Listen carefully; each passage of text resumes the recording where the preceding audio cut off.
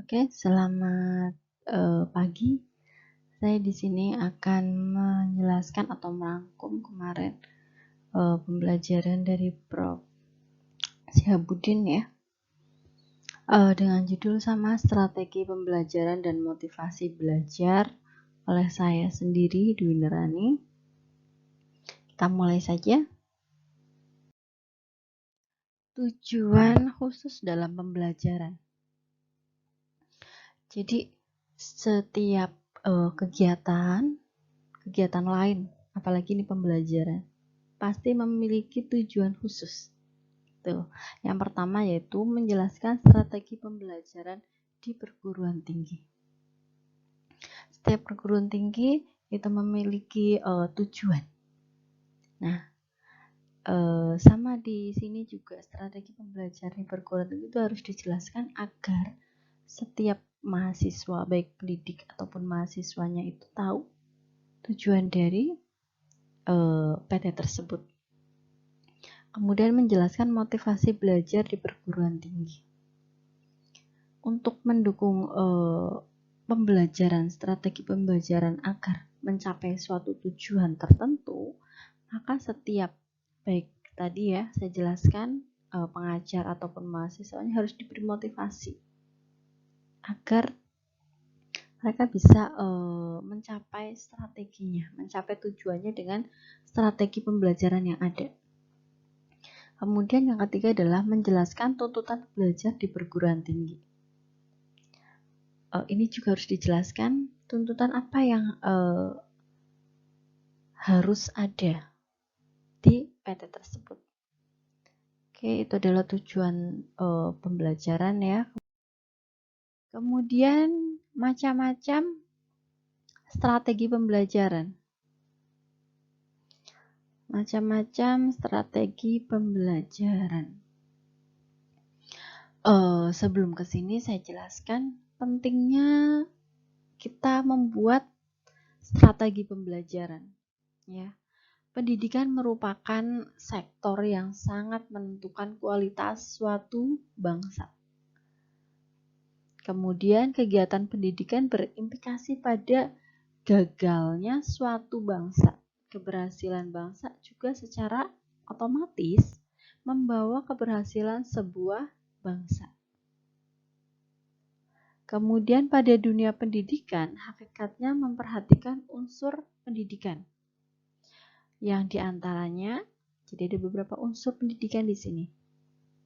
Di antaranya ada peserta didik, kemudian ada pendidik, ada software atau manajemen, ada sarana dan prasarana. Itu ya. Kemudian aset yang diperlukan dalam pendidik adalah misalnya sumber daya manusia yang berkualitas.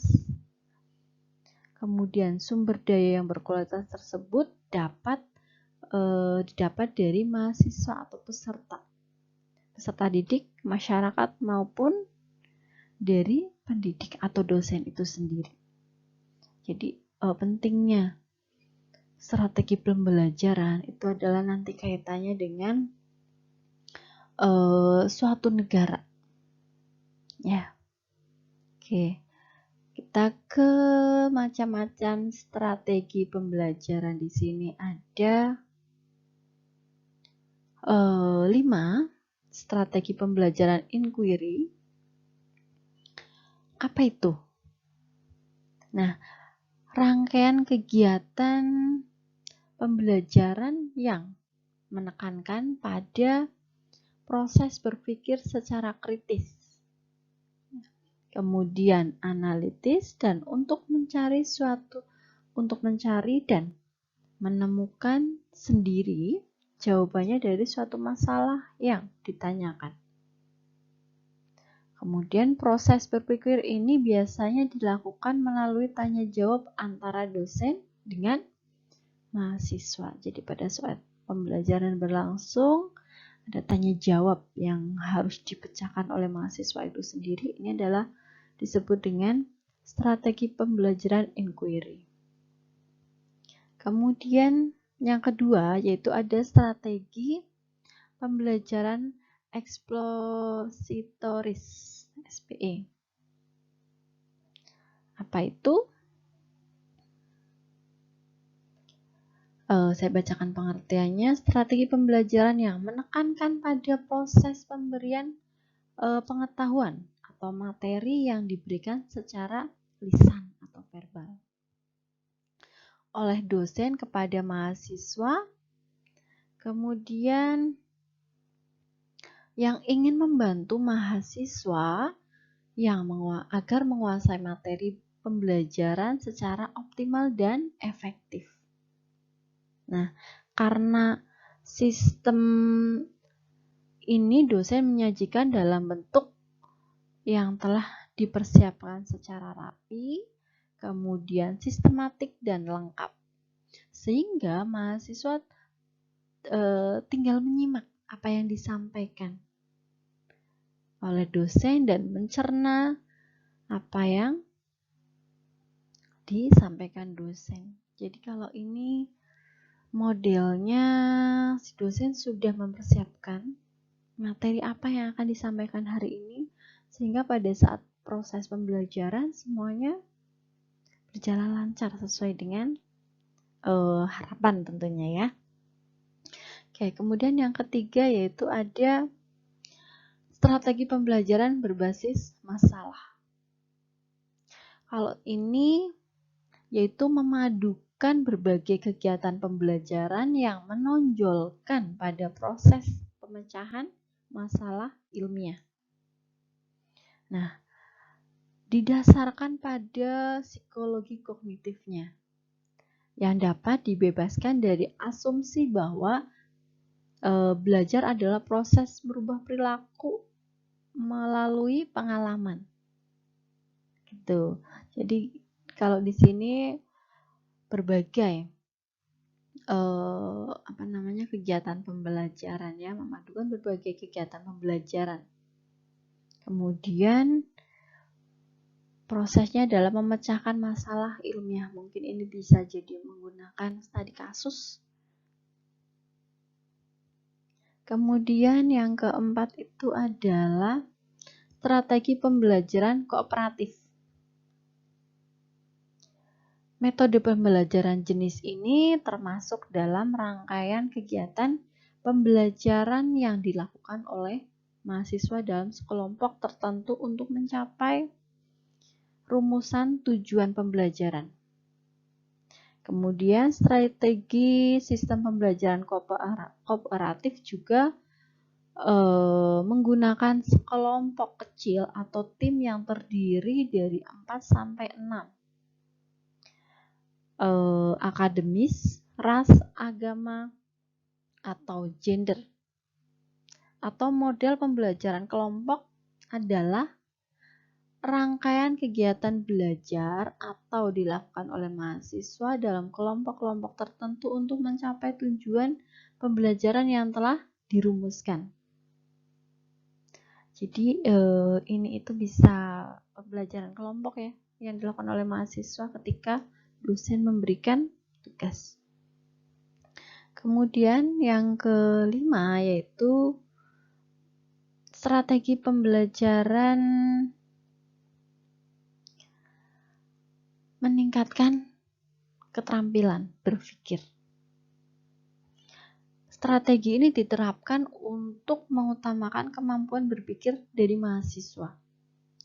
Materi yang disajikan dapat berupa misalnya bimbingan mahasiswa melalui proses penemuan konsep ya, yang harus dikuasai oleh mahasiswa dengan cara terus-menerus sampai proses dialog dan menggunakan pengalaman mahasiswa. Jadi ini memaksa mahasiswa untuk terampil bisa berpikir ya, memecahkan masalah. Agar strategi pembelajaran yang diterapkan oleh para dosen dapat berjalan maksimal, pentingnya pihak lembaga pendidikan perguruan tinggi atau kampus meningkatkan sarana prasarana yang ada di lingkungan universitas misalnya, seperti misalnya mengembangkan perpustakaan biar menjadi sarana untuk strategi pembelajaran dosen misalnya. atau membuat situasi kelas menjadi lebih nyaman digunakan untuk belajar, sehingga memberikan dosen dan mahasiswanya ini semangat ketika belajar ya. Oke.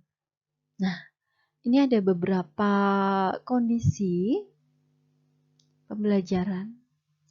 Yang pertama ini adalah yang pertama ini ya, yang atas. Proses pembelajaran ini mungkin seperti yang kemarin dijelaskan beberapa teman juga, seperti satu arah komunikasinya dan kelasnya pun banyak. Kemarin Pak Dokter juga menjelaskan bisa juga kelas paralel itu dijadikan satu kelas agar dosennya ini nggak capek menjelaskan materi yang sama di beberapa kelas, mungkin seperti itu. Tapi saya rasa kalau misalnya paralel kemudian jadikan satu kelas itu nggak efektif karena jadi pesertanya terlalu banyak ya. Kemudian yang kedua di bawahnya ini mungkin sedang membahas atau memberikan penjelasan studi kasus kepada para mahasiswa atau siswa. Jadi ada instrukturnya atau dosennya menjelaskan ya dengan skala yang lebih kecil. Nah, mungkin proses pembelajaran ini lebih efektif digunakan. Kemudian yang ketiga, ini ada 3 orang berdiskusi. Nah, kalau ini adalah misalnya tadi dosen itu sudah memberikan materi. Kemudian setelah memberikan materi, ada beberapa yang mahasiswa belum paham. Nah, ini mahasiswa tersebut menanyakan. Jadi secara aktif rasa keinginannya tuh ada. Motivasinya ada. Saya ingin tahu tentang ini, saya tadi belum paham. Saya tanyakan ke dosennya. Dosennya pun menyampaikan dengan senang apa yang ditanyakan oleh mahasiswa tersebut. Jadi terjadi komunikasi dua arah di situ. Ya, setelah dicerna, kemudian validasi lagi ke dosennya, benar nggak sih yang saya pahami tentang materi ini? Misalnya seperti itu. Oke, saya motivasi belajar di perguruan tinggi. Motivasi itu apa sih?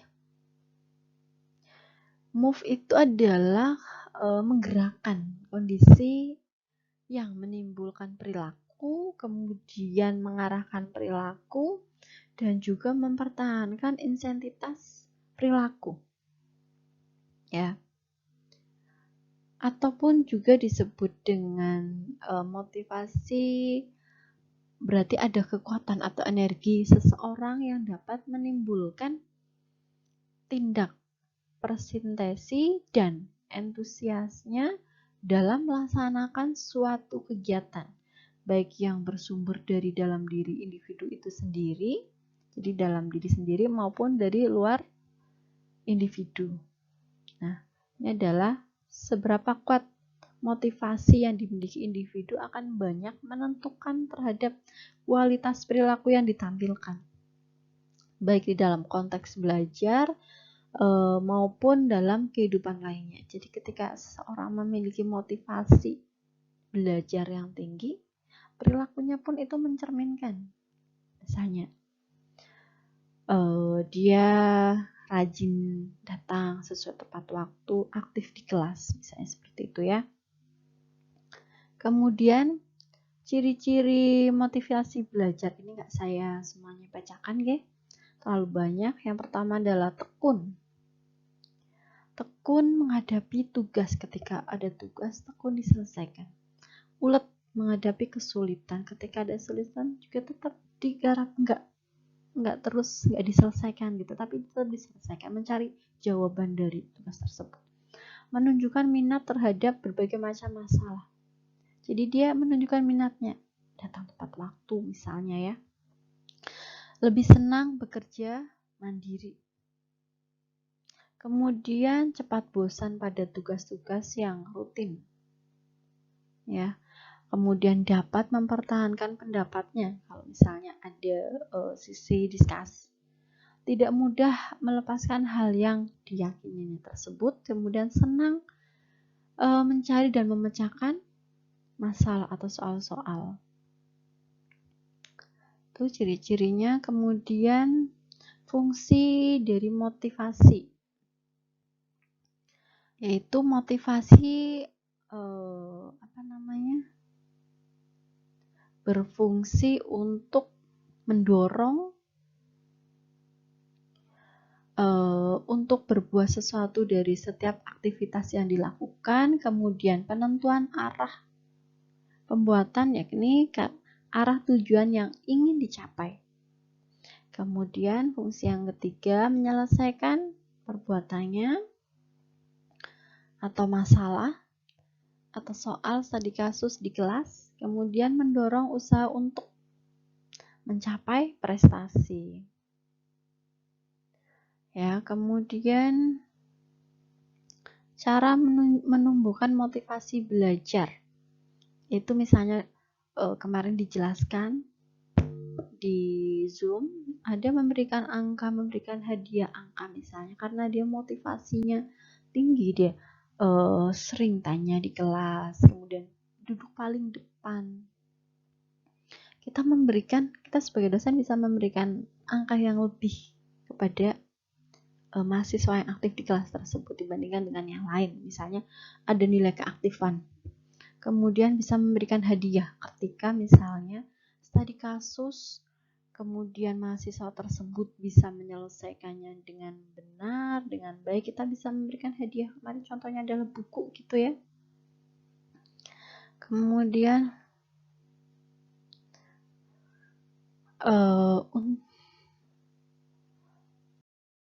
nah, ini penutup dari saya, dari Pak Dokter juga kemarin ya.